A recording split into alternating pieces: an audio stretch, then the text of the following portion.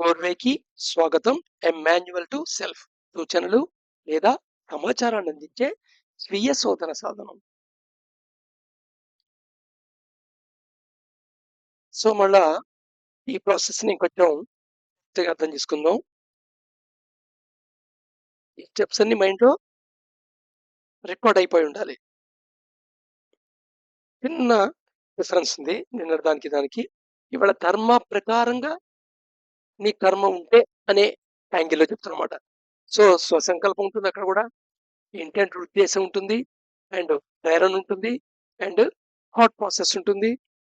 And inner cooperation and coordination. ఇంతకుముందు ఏముంది? Conflict ఉంది. దేని మీద conflict? Social complains, individual complains. మనం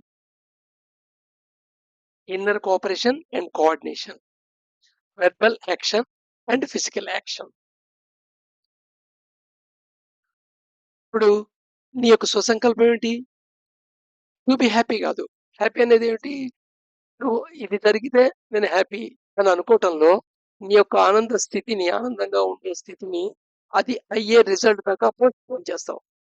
బట్ ఫరెవర్ స్టేట్ ఒకటి happiness state, that what is called bliss state. So నీ సుసంకల్పం ఏమిటి? Bliss state. నీ ఇంటెన్షన్ ఏంటి? నీ ఉద్దేశం ఏంటి? లిబరేషన్. ఏ నుండి లిబరేషన్? ఈ ఎగ్జిస్టెన్స్ నుండి లిబరేషన్. ఎందుకని? You are playing game in the existence. Existence లో నువ్వు సంసారం అనే ఒక గేమ్ ఆడుతున్నావు. ఇది గేమ్. ఈ గేమ్ లో సఫరింగ్ అనేది ఒక అంతర్భాగము అనేది అర్థమైన తర్వాత ఆటోమేటిక్ లిబరేషన్ కోరుకుంటావు నువ్వు. మోటివ్ ఏంటి? ఇక్కడ కూడా ప్రేరణ ఉంది. ఎందుకంటే ప్రేరణ ఉండకూడదు. ప్రేరణ లేకుండా ఉంటే సరిపోతుంది కదా! అలా వెళ్ళిపోతుంది. ఎందుకని? ఎందుకంటే దేనితో అయితే నువ్వు బాండెడ్ చేయబడ్డావో మైండ్ అండ్ బాడీ అండ్ మైండ్‌తో, అవే టూల్స్ కింద వాడి నువ్వు మళ్ళా దాని నుండి బయటికి రావాలి. అంటే వాటికున్న ఫ్యాకల్టీలని నువ్వు వాడుకోవాలి. సో ఇక్కడ మోటివ్ ఏమిటి అంటే హార్మోనిక్ స్టేటస్. అంటే ఒక మ్యూజిక్ లాగా హార్మోనిక్ అంటే ఏంటంటే అక్కడ నువ్వు డిఫరెంట్ ఫంక్షన్స్ చేస్తూ ఉంటావు, డిఫరెంట్ యాక్షన్స్ చేస్తుంటావు. కానీ వాటి మధ్య ఒక హార్మోని క్రియేట్ అయ్యి ఉంటుంది. ఒక మ్యూజిక్ లాగా. మ్యూజిక్ ఎప్పుడవుతుంది? చాలా ఇన్‌స్ట్రుమెంట్‌లో పాడే వాళ్ళందరూ ఒక హార్మోనిక్‌గా పాడుతుంటే అది మ్యూజిక్ అంటాం. ఏది తేడా వచ్చినా దాన్ని నాయిస్ అంటాం. సో ఇక్కడ హార్మోనిక్ స్టేట్ అనే స్టేట్‌లో ఉండడం అనేది నీ యొక్క ప్రేరణ. లిబరేషన్ చెందడం, ఈ ఎగ్జైట్‌మెంట్ అనేది నీ ఉద్దేశం. నీ స్వసంకల్పం ఏంటి? ఒక బ్లిస్ స్టేట్‌ని పొందటం. So thought how to integrate body and mind and identify ignorance.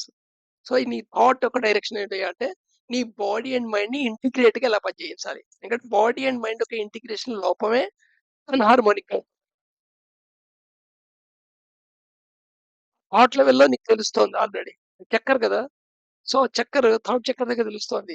Society complaints అయితే ఇలా చేయాలి, ఇండివిడ్యువల్ కంప్లెయింట్స్ ఇలా ఉంది, మరి ఇది ఈ డైరెక్షన్ లాగుతోంది, ఇది ఈ డైరెక్షన్ లాగుతోంది అని ఒక యాంబివాలెన్స్ స్టేట్ లో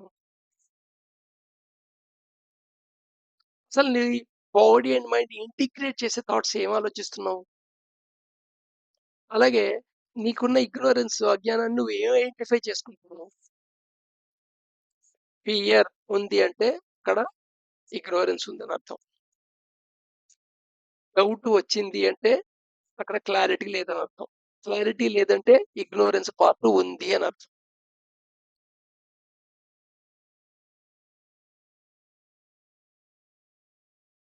so inner cooperation and coordination. Conflict నాకు అర్థమైందంటే బాడీ అండ్ మైండ్ ఇంటిగ్రేట్ చేసి పనిచేయాలని, ఆజ్ఞానం పోగొట్టుకోవాలనుకొని, అయినా సరే నేను చేసే యాక్షన్స్ లోను, యాక్టివిటీస్ లోను, థాట్ లెవెల్‌లోను, యాక్షన్స్ లెవెల్‌లోను లేదా వెర్బల్ లెవెల్‌లోను ఇంకా స్టిల్ నేను సఫర్ అవుతూనే ఉన్నాను. సఫర్ అవుతున్నావు అంటే అక్కడ నీ సోషల్ కాంప్లియన్స్‌కి, నీ యొక్క ఇండివిడ్యువల్ కాంప్లియన్స్‌కి యాంగిల్ ఉందన.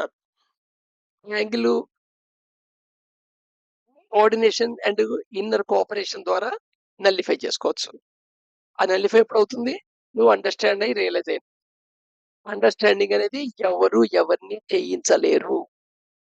కేవలం చెప్పగలరు. నువ్వు చదివి తెలుసుకోగలవు. అర్థం చేసుకోవడం అనేది ఒక మిరకిల్ ప్రాసెస్. మనలో జరిగే ఒక అద్భుతం ఏమిటయ్యా అంటే అండర్‌స్టాండింగ్ అవ్వటమే. Understanding, realization. ఇదయినప్పుడు ఆటోమేటిక్‌గా ఇన్నర్ కోఆపరేషన్, కోఆర్డినేషన్‌తో నీ థాట్సే ఉంటాయి. వాటి పర్యవసానంగా ఉండే యాక్షన్స్ ఉంటాయి. వెర్బల్ యాక్షన్స్ అవ్వని, లేదా ఫిజికల్ యాక్షన్స్ అవ్వని.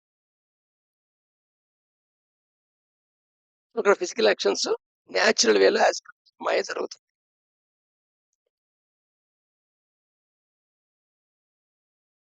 సో, నిన్న వీడియో నార్మల్‌గా స్ జరిగే ప్రాసెస్. ఇవాళ వీడియోలో యాక్చువల్‌గా కర్మ అవ్వాలి అంటే ఇదన్నమాట. అంతేగాని ధర్మంగా ప్రవర్తించాలంటే లిస్ట్ రాసుకొని మళ్ళా అదొక మోరల్ స్ట్రక్చర్ ఫార్మ్ చేసుకుంటే మళ్ళా పాత కథలోకెళ్ళిపోతుంది. అండర్‌స్టాండింగ్‌లోంచి అండర్‌స్టాండింగ్ అండ్ రియలైజేషన్ చాలా ఇంపార్టెంట్. అండర్‌స్టాండింగ్, రియలైజింగ్ అవ్వాలంటే దాని నాలెడ్జ్ ఇంపార్టెంట్. తెలుసుకున్నదల్లా అర్థమైపోయింది అనుకునేదే ఒక ఇగ్నోరెన్స్. అర్థమైంది ఆటోమేటిక్‌గా ఇన్నర్ కోఆపరేషన్ అండ్ కోఆర్డినేషన్‌తో జరిగిపోతుంటది పని. సో, ఇక్కడ వెర్బల్ యాక్షన్‌లో కరెక్టివ్ మెథడ్స్ వాడతాం. వెర్బల్ యాక్షన్‌లో కరెక్టివ్ మెథడ్స్ వాడతాం. ఇవి అఫర్మేషన్స్ అని అంటుంటారు. ఆ! లేదా మైండ్‌ఫుల్ థింకింగ్ అంటుంటారు. కరెక్టివ్ మెథడ్స్ అని కొన్ని అప్లై చేయాలి. కరెక్టివ్ మెథడ్స్ గురించి మనం నెక్స్ట్ వీడియోలో తెలుసుకుందాం. రేపు మళ్ళా కలుద్దాం.